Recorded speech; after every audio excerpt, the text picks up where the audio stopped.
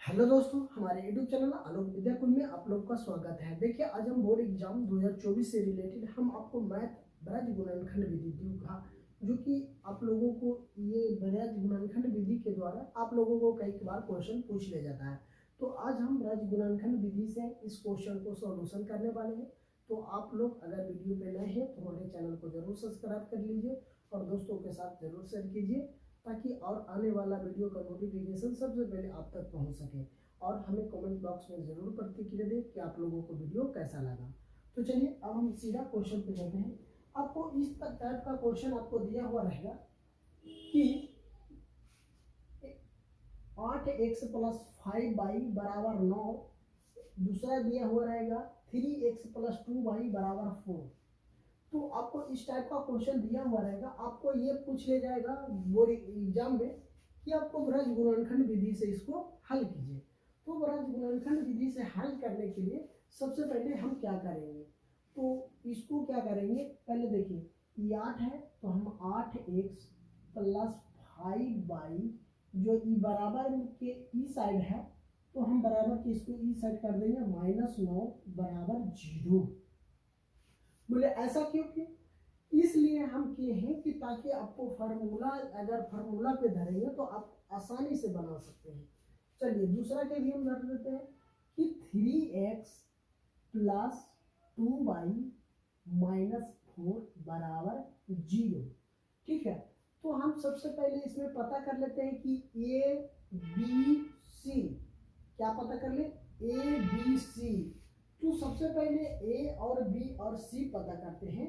तो देखिए हम बता दें बच्चों, इसको हम ए बोलते हैं, A1 बोलते हैं, इसको B1 बोलते हैं, इसको C1 बोलते हैं। यहाँ से बोलेंगे A2 हो जाएगा, B2 हो जाएगा, ये C2 हो जाएगा। तो देखिए A1 का मान हमको हो जाएगा 8।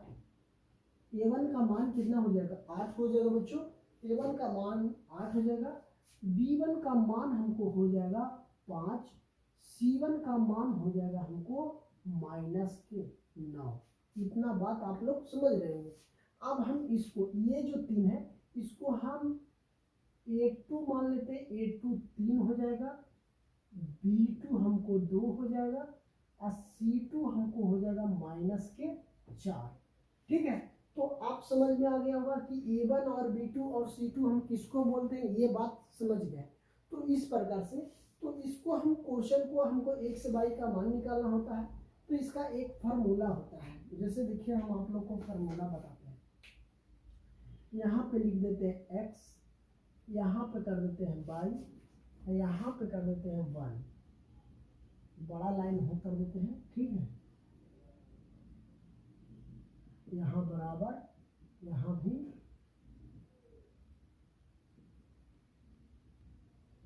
बराबर। ठीक है, तो सबसे पहले ये x हो गया, ये y हो गया। ठीक है, ये y हो गया, ये हो गया 1, यहाँ बराबर के सिंबल है।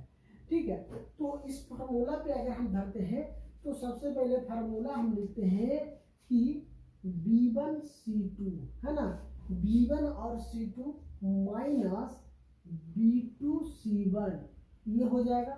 अब यहाँ पे धरेंगे y में, तो y में हम क्या धरेंगे, C1 और C2 A2, C1 और A2 माइनस, है ना, ये फॉर्मूला होता है।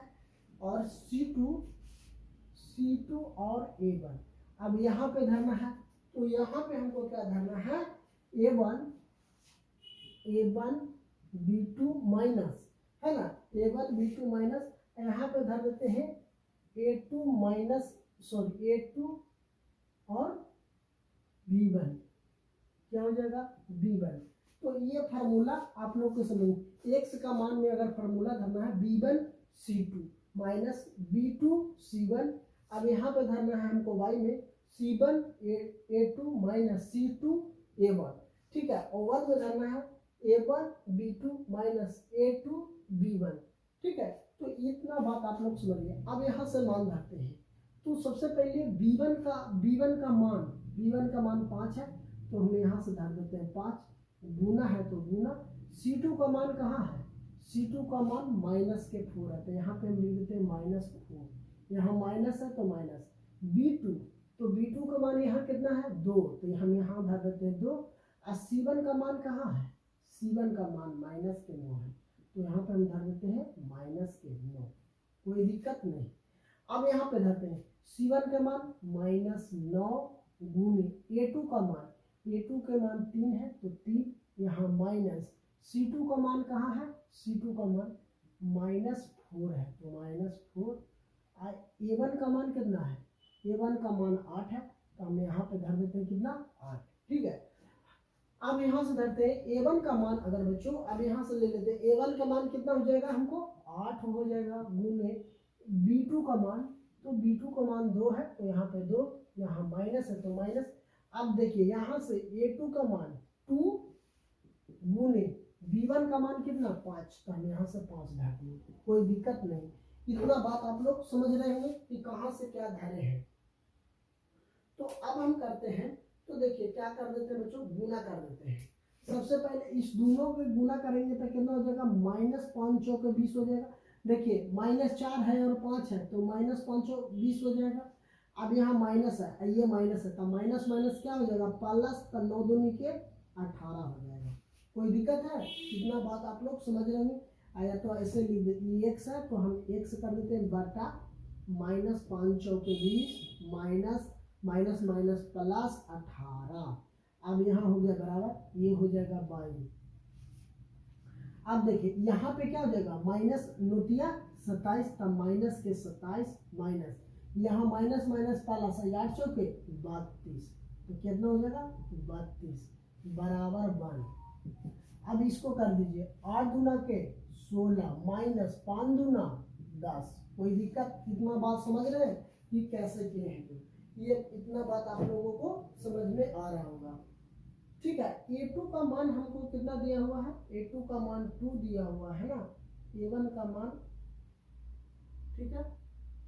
अब देखिए A2 का मान हमको, A2 का मान 3 दिया हुआ है, सॉरी हम A2 का मान यहाँ 3 धरेंगे तब ना हो जाएगा, ये कितना हो जाएगा 5 दिया के 15। ठीक है, तो ये बात आप देखिए 1 से बराबर हम लिख सकते हैं, अगर माइनस के 20 और प्लस के 18 है तो अगर हम इसको घटा देते हैं तो हमको माइनस के 2 बचेगा बराबर। अब ये देखिए ये माइनस है 27 और प्लस है 32 है ना, प्लस है 32, तो अगर हम घटाएंगे तो हमको कितना आ जाएगा, 22 बराबर हमको आ जाएगा 5 प्लस के बराबर। अब देखिए 1, अब 16 में से 15 जाएगा तो कितना बचेगा 1। तो अब इतना दूरी तो आप लोग कर लेते हैं, लेकिन अब क्या करना है, हमको x y का मान निकालना है। तो क्या करिए, कुछ नहीं, एक बार इससे इसको में ले जाइए, एक बार इससे, तो देखिए x बराबर -2 बराबर 1 एक बार हम कर देते हैं 22/5 बराबर 1 इससे कर दिए। तो देखिए इसको तिरछा तिरछी गुना कर देते, इसको गुना कर देते हैं तो कितना हो जाएगा, अगर गुना नहीं बराबर में है तो बराबर में है तो हम क्या करेंगे, ऊपर ऊपर नीचे नीचे, तो ऊपर ऊपर कर देते हैं x हो जाएगा, इसको करेंगे -2 से -2 है, 1 में गुना करेंगे तो -2, इसलिए x बराबर हमको कितना हो जाएगा -2। अब ये 22 है तो इसको भी कर देते हैं, तो ये हो जाएगा 22, इसको 5 से 1 में गुना कर देंगे तो कितना हो जाएगा 5, इसीलिए हमको 22 बराबर कितना आ गया, x बराबर -2, y बराबर कितना आ गया 5। यही ब्रज गुणनखंड विधि से इसी प्रकार से आप लोग को बनाना है। तो चलिए अब हम दूसरा क्वेश्चन समझ लेते हैं और नेक्स्ट क्वेश्चन। तो ये फर्स्ट क्वेश्चन आप समझ गए हो कि ब्रज गुणनखंड विधि से हम कैसा करते हैं। तो चलिए अब हम नेक्स्ट क्वेश्चन को समझ लेते हैं कि ब्रज गुणनखंड विधि से उसको कैसे हल करते हैं। चलिए देखिए बच्चों, मेरा अब दूसरा क्वेश्चन है कि दूसरा क्वेश्चन आपको यहाँ दिया हुआ है कि 2x - 3y बराबर 7। अब एक समीकरण है 3x + 7y बराबर -1। तो इसको अभी हम बताए हैं कि सबसे पहले इसको क्या कर दीजिए, लिख दीजिए यहाँ 2x - 3y, इधर प्लस में है तो बराबर के साथ कर देंगे माइनस बराबर 0। अब इसको हम कर देते हैं 3x + 7y, इधर माइनस में तो इधर आ जाएगा प्लस बराबर 0। तो हम क्या करेंगे, सबसे पहले a1 और b1 का मान निकाल लेंगे। तो इसको a1 हमको कितना हो जाएगा 2 B1 हमको हो जाएगा माइनस के कितना 3 और C1 का मान हमको हो जाएगा माइनस के 7। कोई दिक्कत नहीं। अब देखिए, अब यहाँ से हम पता कर लेते हैं A2 का मान हो जाएगा 3 और B2 का मान हमको हो जाएगा 7 और C2 का मान हो जाएगा 1। इतना बात आप लोग समझ गए होंगे कि C1 C2। देखिए आपको कहने का बताते समझाते बच्चों कि देखिए क्या होता है कि जैसे देखिए 2x माइनस 3y बराबर 7 है, तो इसको हम क्या करें 2x माइनस 3y इधर बराबर के ई सब लाएंगे तो इधर प्लस है तो उस जाएगा तो -7 बराबर 0। कोई दिक्कत नहीं।